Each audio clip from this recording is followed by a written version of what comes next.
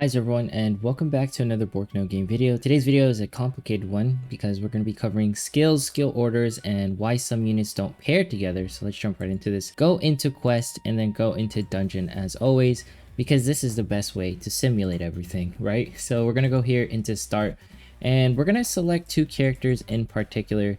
Now, if I am like trashing on your waifu, I apologize. That's not what I mean. I just want to show people like this is a mistake that I made in the beginning because I thought like characters would go well together, and I was like, I like these two characters, hence why I'm gonna run this team, right?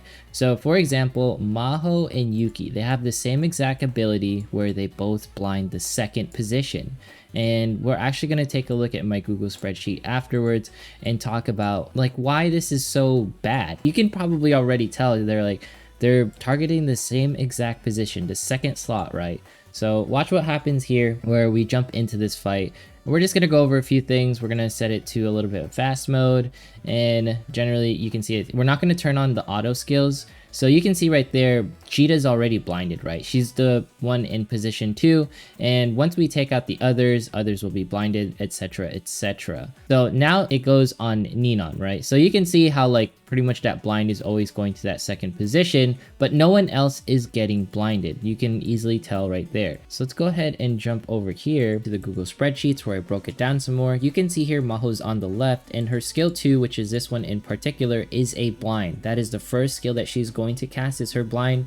And then you can see on the right, Yuki does the exact same thing where he casts his blind, the very first ability. So what does this tell you? Essentially, if you try to stack blinds, they're hitting the same exact person, and not to mention the timing is also exactly the same in some cases depending on when you cast a union burst. So even if you want to keep someone perma blinded, it doesn't really matter because they're casting the abilities at the exact same time, unless you can get pro gamer mode and make your union burst offset like the different timing, right? But I don't recommend doing this, and this is why it's important to take a look at like the action restrictions and the special effects.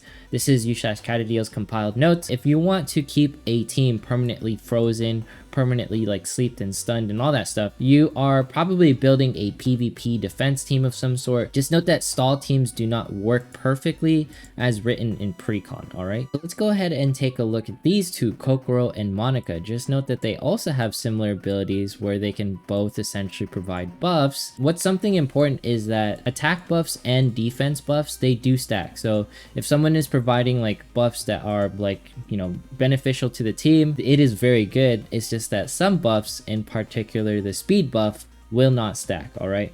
And this is the speed buff right here. You can see it, the little icon with the sword right there. And the reason why that's so important, and I want to call that out, is because I feel like some of y'all want your characters to move faster, hence why you want more speed buffs, right? The only issue with that is the skill doesn't stack, and they also have the same exact skill order. If you didn't guess it already, it doesn't really work in your favor, because in some cases where it's like, oh, like the speed buff isn't up right now, they're both going to cast it at the exact same time, and you will know when they cast it depending on, they do the animation or not. Let's not continue with this because we might accidentally kill the boss or the enemy. So let's go over here, and you can see right here, if you scroll down, this is Kokoro and Monica. So you can see their initial actions. They cast their 2, and then Monica casts her 1, right? Kokoro's 2 is that speed buff, and then Monica's 1 is that speed buff as well. It's these tricky things in Princess Connect where it takes a lot of reading and mastery in order to understand like the bare concepts of it. On face value, Princess Connect is a waifu collector,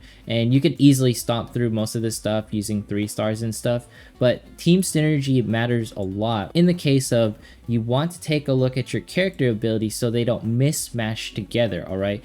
Just note, one of the most important things is that buffs do stack, but speed buffs never stack. They don't get quote-unquote faster. If they did stack, then Kokoro plus Monica together would be really overpowered because everyone would be like fast as lightning, you know what I mean? And speed is very important, so you can cast stuff like your union burst and skills much faster, alright? Just note that speed is probably one of the most important buffs in the game, hence why you want to take advantage of it. You want at least 1 speed buff in all of your teams ideally. If you can't really make it work, then don't try to push it in there. Speed is able to get you to cast your skills much faster. Note that it doesn't make you activate your union burst faster. That's all dependent on the fact if you can actually click it, or if you're playing on manual.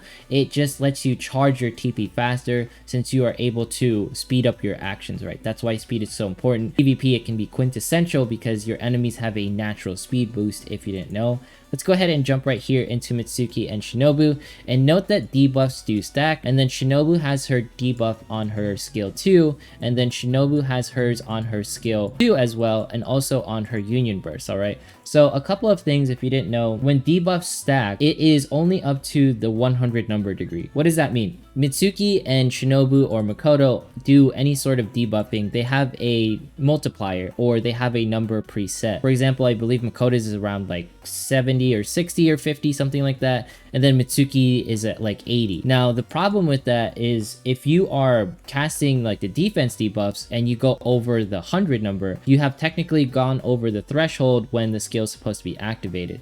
And when you go over the threshold, it doesn't really matter how many more debuffs you stack, and it kind of becomes a waste, right? And you can see right here, like the blue shield, that's a debuff, it's constantly up. And why are we talking about that? In the first phases of clan battle, you're gonna want to cast your debuffs and stack them, because we won't have enough ranks, we won't have enough skills, we won't have enough power to actually make the defenses fall below 100. And note right here, this was brought to you by Shinkru, one of the mods at Discord. That's where I got this information. And I want us to be careful with the fact that we want to build too many debuffers, but at the same time, you can stack them for the first clan battle, right? Now, the thing that I want us to pay attention to is that note here that this Mitsuki in general has a 136 defense down. That only happens in the future, it won't occur for us, and hence why, tanks and other characters will fall off of clan battle, because it will be more towards raw power than it is towards, actual stacking debuffs. And buffs are really important in clan battle because they will stack, they will carry forward. It's just that you don't want to mix match teams. Like for example, the last thing that you want to do, which is kind of counterintuitive to story, is do something where you're like, I think I'm gonna use Monika's like physical buffs right here, and then use someone like Ayo, because in story they teach you like, hey, you should technically mismatch your teams, where it's like you want to cast magical and physical. In actuality, Ayo's not here. That is really wrong, because if you do this, you are making it so that your damage doesn't stack on top of each other, and the buffs that you provide to your characters won't stack on top of each other. And while she can increase magical attack and physical attack, just note that Monika will not be able to take advantage of, for example, Karu's ability to reduce magical defenses. She can do physical like defense down. You just don't want to do this just because it says that they can both do it, because your team will essentially not be focused in on damage. And one of the main issues that I had in the beginning was thinking like in PvP with a story like brain. It's one of those things that the game doesn't explain to you, where story, it does not translate into PvP, because if you try to run like a magical physical like hodgepodge team together here, the team looks like it can be easy to take down physically. You're right. So don't try to do anything where it's all magical, right? Because there's no Miyako here to take advantage of like the magical like debuffs and magical hits. Pecorine and Nozomi have decent magical, defenses, but their physical defenses are in line, so you can run a all physical team. By the way, I'm not going to fight this team because that 3-star Karu scares me. So this goes back to earlier topics in PvP where you want to burst people down. You want to take advantage of the fact that you're doing physical debuffs, and you don't want to use magical attacks while you're stacking physical debuffs. For example, Mitsuki's ability to AoE defense down. People like Karu and people like Ayo, Hatsune, etc. can't take advantage of those debuffs because of the fact that they're magical. All right, let's go ahead and jump right in here and go into another giveaway, because the 7,500 person, just a normal player, did not contact me. So we're going back to this video again. We're going to paste it in here. We're going to go ahead and look for someone. Who can it be? Filter duplicate users and then blacklist myself. Hopefully we can find someone who can actually claim the giveaway, please. So we still have to do like the 10k one, and we're getting close to the 12,500 one. I'm sort of freaking out because that's a lot of money, but at the same time, it's worth it for y'all, trust me. Let's go ahead and pick the random person. Please also don't be a duplicate. Who's it gonna be? Who's it gonna be?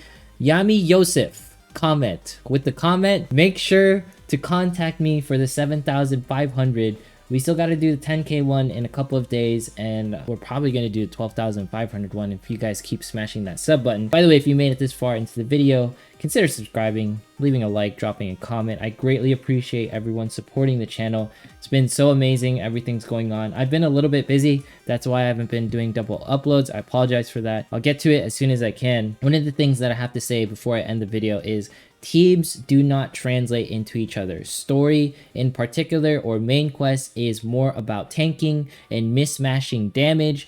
Dungeon, it depends on the situation, honestly. Arena is burst damage all the way. If you can burst someone down, that's the way to win. That's it for today's video. Thanks so much for watching, and I will see you in the next one.